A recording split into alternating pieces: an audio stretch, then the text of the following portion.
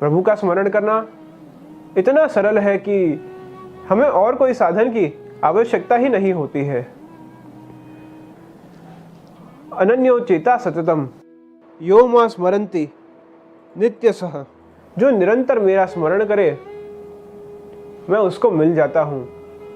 हम क्या करते हैं कि जिसे हमारे मन में प्रभु का जो स्वरूप है वह सामने आ जाता है, वह स्वरूप स्मरण मात्र से सामने आता है। स्मरण का समावेश ध्यान में होता है। स्तोत्र पाठ भी अगर मन से किए जाएं तो उसका समावेश भी ध्यान में होता है। भगवान के रूप, गुण, प्रभाव, लीला, तत्व वगैरह का कथाओं के द्वारा, सत्संग के द्वारा जिसने श्रवण किया हो और उनके नाम, स्तोत्र आदि का संकीर्तन किया हो, मनन किया हो, ऐसे भक्तों को जरूरत है कि अब वे मन में उस सब का अनुसंधान करें। श्रीमद् भागवत में बताया गया है कि जिस प्रकार भक्त भक्ति द्वारा भगवान को प्राप्त करता है, उसी प्रकार काम से, द्वेष से, भय से, स्नेह से अपने मन को ईश्वर में लगा के अपने सर्व पापों का नाश करके अनेक लोग कृष्ण गति को प्राप्त होते हैं।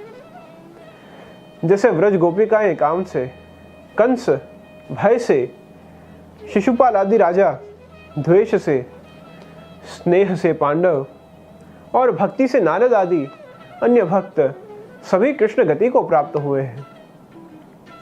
भगवान यह नहीं देखते कि कोई मनुष्य वैर भाव से, जहां बिना वैर भाव से, भय से, स्नेह से या स्वार्थ कामनावश किसी भी भाव से अगर कोई मनुष्य निरंतर प्रभु का स्मरण करता है तो उनकी उत्तम गति निश्चित है। जैसे अजामिल ने कभी भगवान का स्मरण नहीं किया, लेकिन उसके पुत्र का नाम नारायण रखा। अंत समय में उसने उसी को पुकारा और जब उसकी मृत्यु के बाद यमलोक के लोग उसे लेने आए तो देवलोक के लोगों ने उन्हें रोका और कहा कि अंत समय में इसने भगवान का नाम लिया है, इसलिए इसकी गति भगवान में होगी।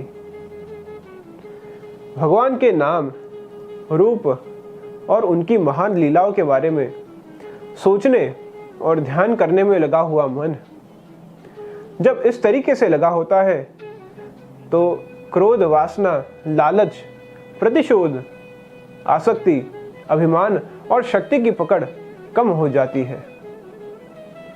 पवित्र नाम एक आग की तरह है जो हमारे कर्मों और नकारात्मकताओं को दूर करता है। हम अधिक शांत और शांत होते जाते हैं और हमारे विचार और कार्य एक भक्ति के योग्य हो जाते हैं।